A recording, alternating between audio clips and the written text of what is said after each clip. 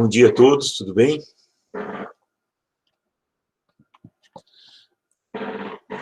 Hoje nós vamos ter a 7ª aula da disciplina Fundamentos Naturais da Geografia, e o tema é Alexander von Humboldt.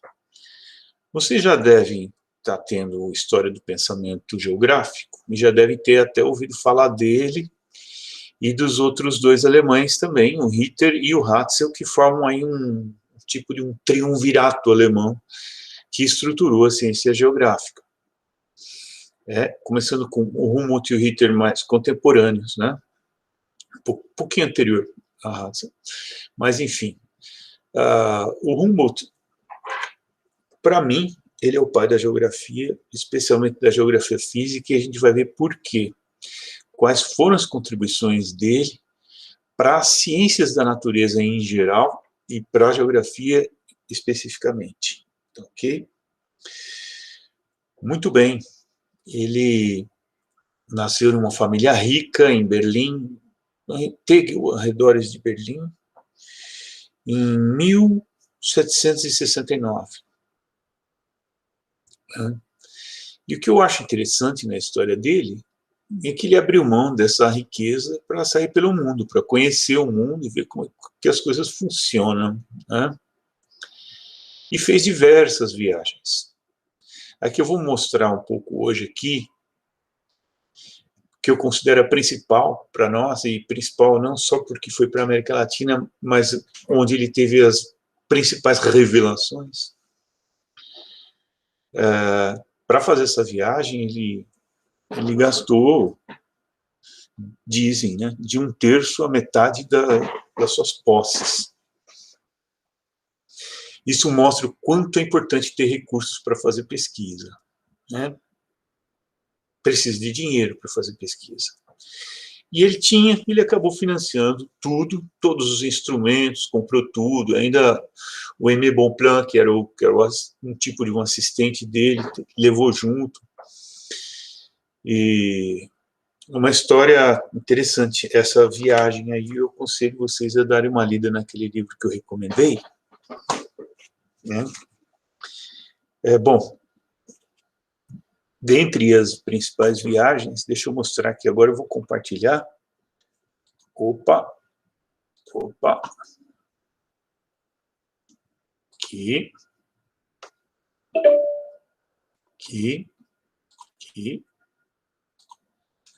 Bom, espero que esteja funcionando. Tá. Tá, muito bem.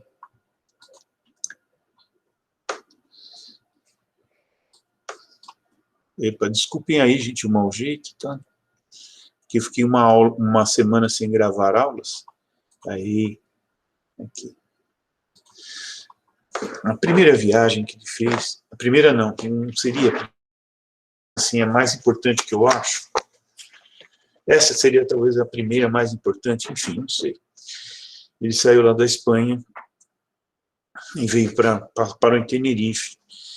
E boa parte do tempo, ele ficou bastante tempo na Venezuela.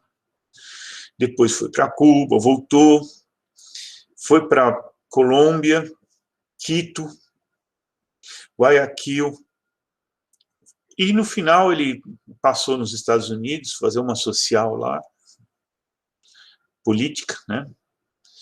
E voltou para a Europa. Muito bem. Nesse trecho aqui da Venezuela, da Colômbia e do Equador, foi que ele teve, assim, as maiores revelações. Ele tentou entrar no Brasil, pelo Orinoco, que tem um canal que liga o Orinoco ao Rio Negro, né? E se isso faria com que, conceitualmente, toda essa parte aqui da América Latina fosse uma ilha, né? Com essa ligação. Ele foi subindo o Orinoco, o canal e tal, e no livro que eu recomendei não consta quais foram as razões pelas quais ele não entrou no Brasil. Esse livro aqui. Porém, eu já li em outras fontes que os portugueses ficaram achando que ele era um espanhol alemão, e não deixaram ele entrar, porque ele era uma pessoa muito famosa já. Ele foi uma das pessoas mais proeminentes do seu tempo, e na ciência, sem dúvida. E vamos tentar compreender, então, um pouco o porquê disso tudo, né? Bom, nessa viagem, pessoal, ele carregou uma enorme parafernália de instrumentos, e fora o que ele mandava trazer da Europa, os que estragavam, enfim, os que se perdiam, ele estava o tempo inteiro mandando trazer e mandando alguns de volta, muita parafernália de instrumentos de observação, medição, coleta, registro. Isso nos dá uma lição. Tenham essa lição desde já. Você precisa de dados para fazer pesquisa. Não, ele nunca compreenderia o que ele compreendeu sem coletar todos os dados que ele coletou. Não se faz pesquisa sem dados. Certo? Os dados, eles são como um trigo para o nosso moinho analítico. Essa frase é de um filósofo. Ou a água para o seu monjolo analítico. Ou enfim, os dados em si, eles não vão trazer explicações por si só, mas eles vão permitir, pela análise deles, que se tirem conclusões, se façam correlações, etc. Então, eles são absolutamente necessários, né? E ele, como cientista, sabia disso e saía coletando tudo que era possível, para então começar a ter a mente fertilizada, né, por esses dados, para fazer as correlações que ele fez. Ele não queria só catalogar e classificar as coisas, como boa parte dos cientistas, dos naturalistas, até então faziam, né? Catalogavam, classificavam e levavam para os museus da Europa. Não, ele foi estabelecer conexões entre os fatos da natureza, tá? Identificar as correlações internas para entender como que funciona a natureza. E é o que o Aziz Absaber fez quando ele sistematizou os domínios morfoclimáticos e fitogeográficos amazônico, da Caatinga, etc., dos Cerrados. A gente vai ver mais para frente, tem uma aula só sobre Aziz Absaber, tá? Vocês vão ver que o que ele fez se assenta nas bases do que o Humboldt fez lá atrás. Para ter uma visão de conjunto, a gente já discutiu isso em uma das aulas anteriores, o geógrafo precisa ver a realidade ou de cima, do alto, ou por uma foto aérea, por uma imagem de satélite, sei lá. Dá um jeito. Por quê? Você precisa perceber o conjunto. Você não vai entender uma paisagem estando lá dentro dela apenas. Dentro dela você percebe detalhes, mas o conjunto... Então, o próprio Yves Lacoste, que vocês vão conhecer também, ele dizia que geógrafo tem que ir para um lugar alto. O geógrafo gosta de lugar alto, assim como turista e militar, ele dizia. Bom, e foi assim que aconteceu. Foi quando... É claro que na Venezuela, eu já vou mostrar mais para frente as revelações que ele teve, né?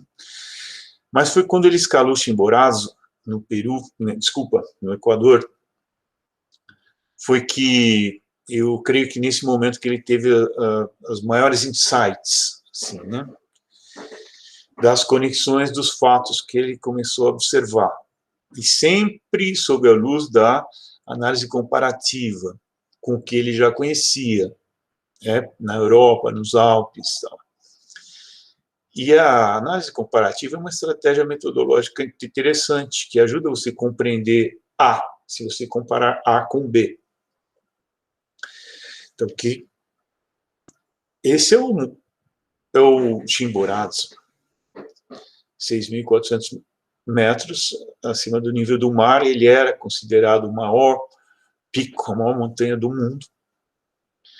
E depois descobriram que, se considerarmos a distância entre o pico do Chimborazo e o centro da Terra, essa distância é maior do que do pico do Everest ao centro da Terra, porque o Chimborazo está no Equador. Nesses termos, sim. Mas isso não importa muito.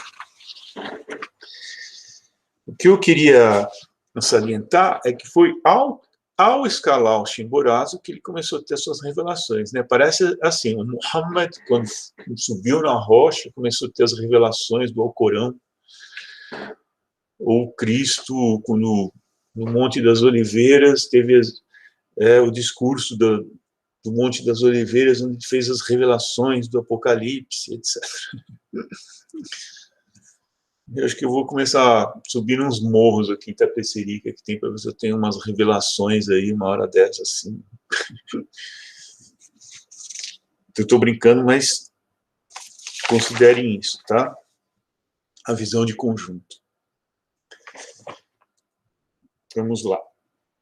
Olha só os esquemas que ele fez. Primeiro, o que ele observou? Que a vegetação ia mudando do vale até a alta vertente. No vale predominavam palmeiras, florestas úmidas, etc., epífitas, né? Aí, já nas médias vertentes, começavam a aparecer carvalhos, coníferas, né? Já com clima mais frio. Vegetação já semelhante às da Europa, embora podiam ser de espécies diferentes, mas assim, né? E mais acima, muito parecidas com o que existiam nos Alpes, até lá em cima, né, muito frio, começar a aparecer líquens típicos do Círculo Polar Ártico em plena linha do Equador. Né? Então, qual é a revelação aí? As conexões que existem latitudinalmente existem também altitudinalmente. Tá certo? E olha os esquemas que ele fez. A professora Sueli vai explicar bastante isso para vocês, porque isso é um tema da biogeografia que ela leciona, e ela vai dizer coisas muito mais interessantes sobre isso para vocês.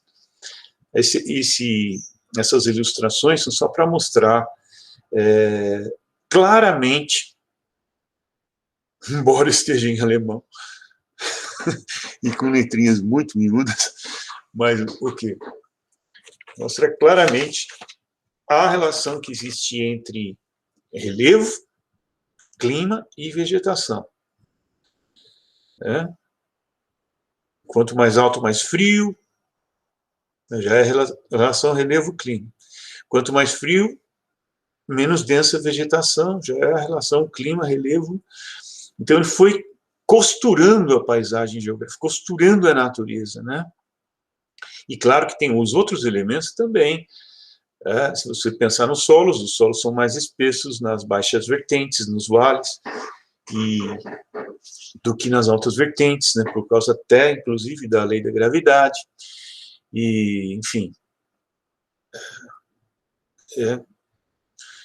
Olha só esse outro aqui, que incrível. Vai.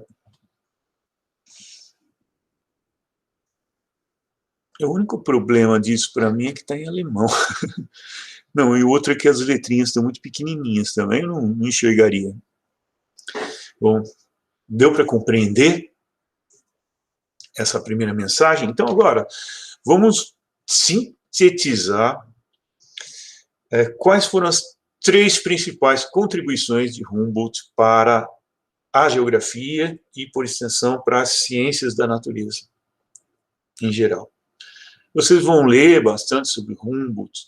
Ele, teve muitas contribuições, mas para facilitar a vida de vocês, eu separei 3, sistematizei.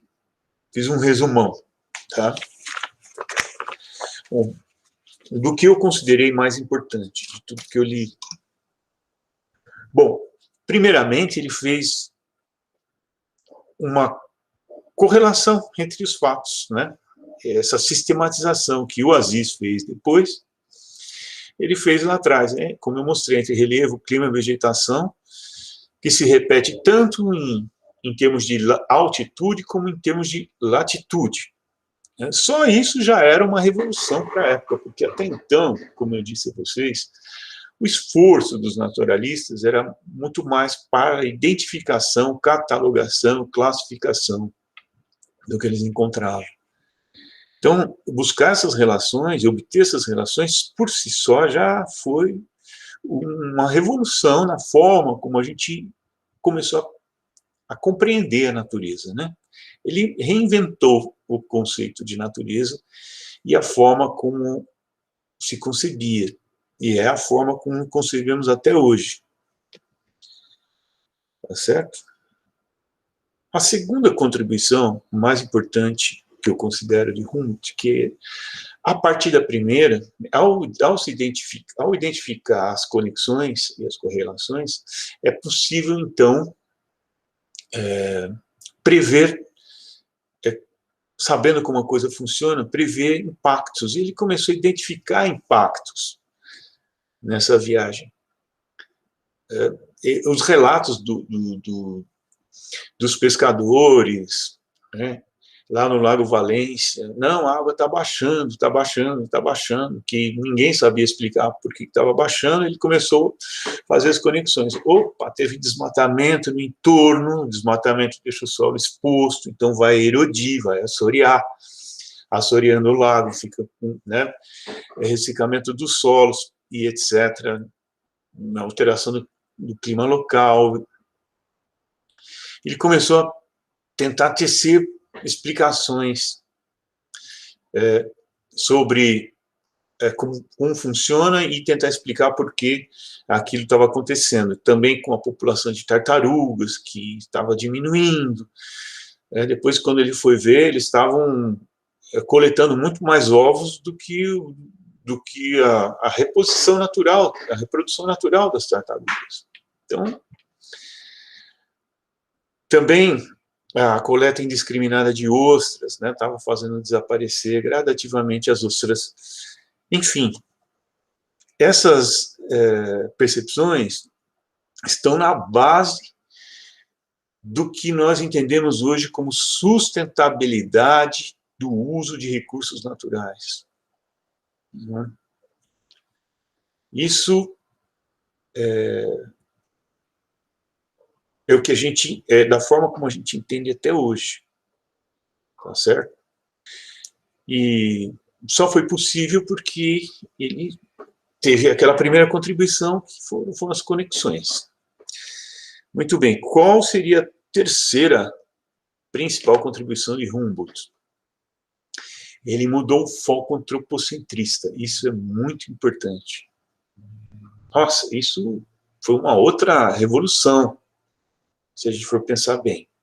Porque até então, desde antes de Cristo, o homem está no centro de tudo e a natureza existe para sustentar o homem, ou seja, para se submeter às vontades, né, do ser humano. Esse é o chamado antropocentrismo, e ele mudou esse foco lançando as bases para o ambientalismo moderno. Né? Então vejam, desde antes de Cristo, Aristóteles dizia: a natureza fez todas as coisas especificamente para o homem. A Bíblia, olha o que a Bíblia fala, que foi completada no final do século I. Né? Frutificai e multiplicai-vos, enchei a terra e sujeitai-a. Dominai sobre os peixes do mar, sobre as aves do céu e sobre todos os animais que rastejam sobre a terra. Fazer o quê, né? O Francis Bacon, que eu adoro Francis Bacon, eu acho ele dos fundamentos da ciência moderna, né? Dos fundadores, criou os fundamentos da ciência moderna. Mas ele dizia: o mundo é feito para o homem. Bom, mas eu dou um crédito para ele, porque ele também disse que Está aqui, a epígrafe que eu escolhi para colocar nesse livro é dele. Né? Só se pode vencer a natureza obedecendo.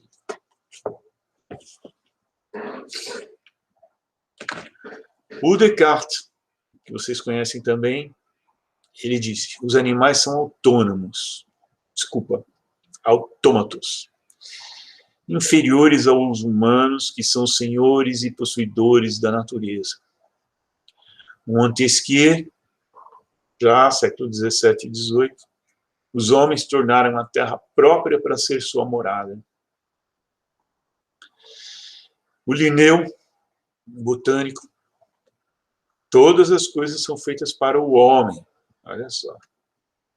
O Leclerc, Georges-Louis Leclerc, que é um naturalista francês, século XVIII, é engraçado. Já tinha a ideia assim de que não só, né, o homem estava no centro, mas a natureza era algo bagunçado, era algo confuso, que tinha que ser colocado em ordem, né? Jardins, plantações, campos. Então, para tornar a natureza agradável ao ser humano, ela tinha que ser, digamos assim, posta em ordem. Bom, o Kant, depois a gente fala sobre ele, tá? Que eu pulei essa aula. E o Humboldt, então, ele promoveu essa mudança total de foco, quando ele começou a perceber que a atuação inadequada, né,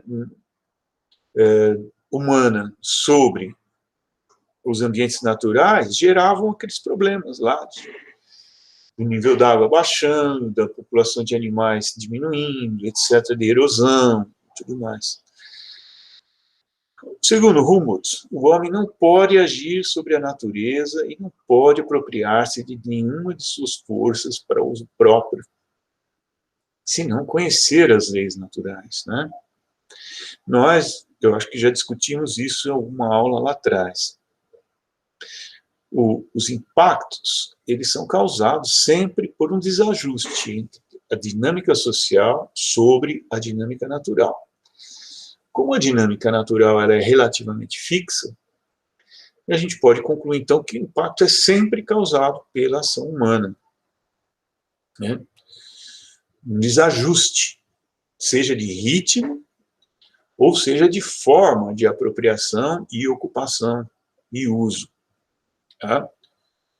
Por exemplo, o que a gente está vendo lá em Manaus, ou no Amazonas, muitos municípios sendo acometidos por cheias, isso é um desajuste da dinâmica social em relação à dinâmica natural, porque a dinâmica natural ela nos diz que não se pode ocupar planície fluvial, porque o rio vai chegar até ela, vai demandá-la, é o segundo leito do rio.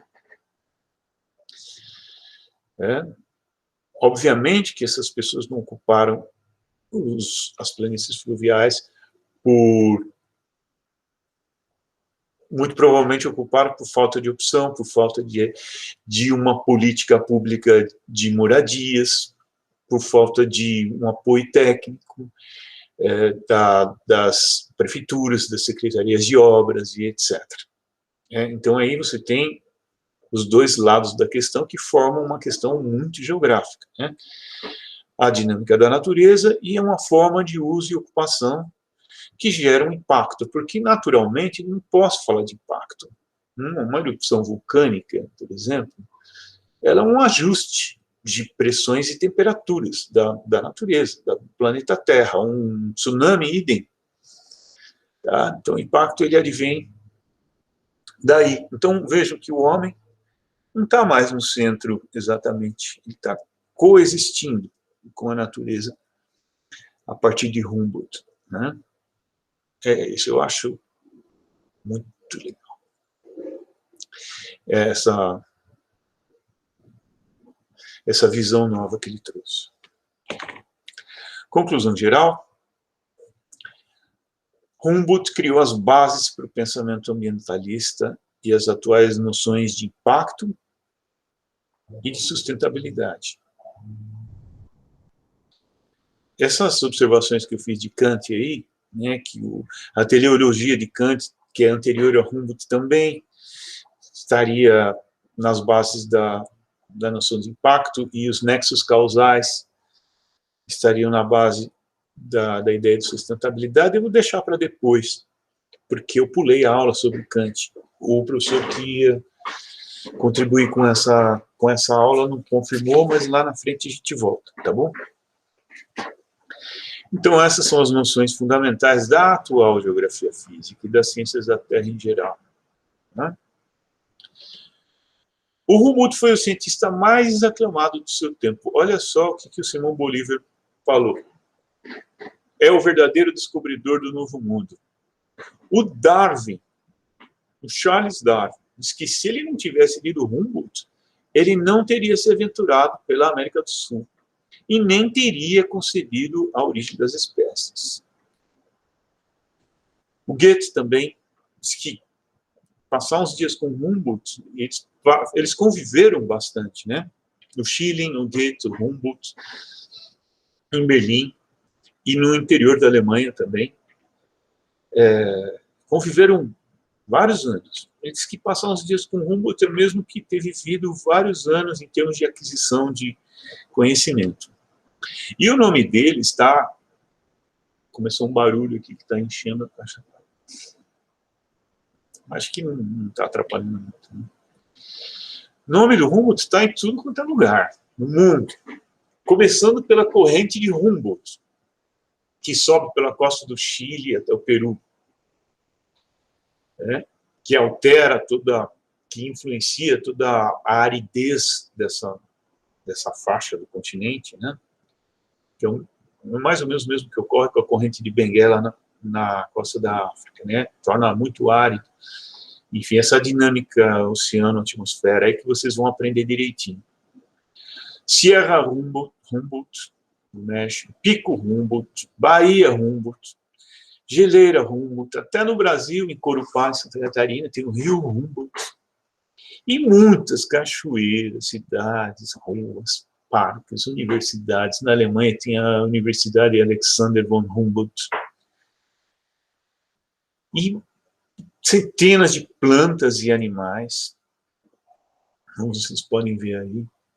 E até na Lua tem um topônimo dedicado a ele, que é o Mare Humboldtianum.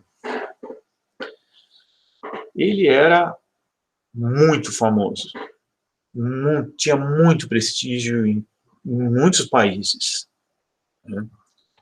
Inclusive nos Estados Unidos, que ele visitou e foi lá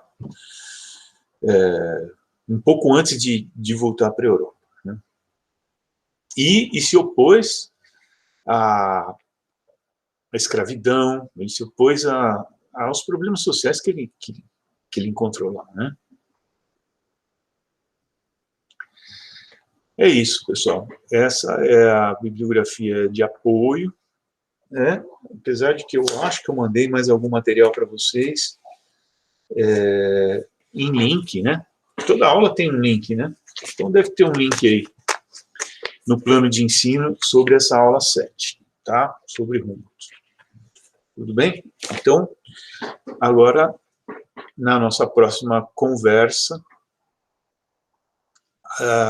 a gente continua falando um pouco mais, se vocês tiram algumas dúvidas, as nossas conversas de quarta-feira, às 7h30 da noite, tá ok?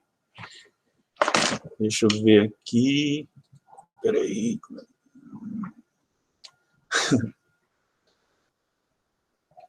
Parar a apresentação, opa, isso. Então é isso, pessoal. Um abraço a todos, até o nosso próximo encontro aí, tá? Online. Tchau.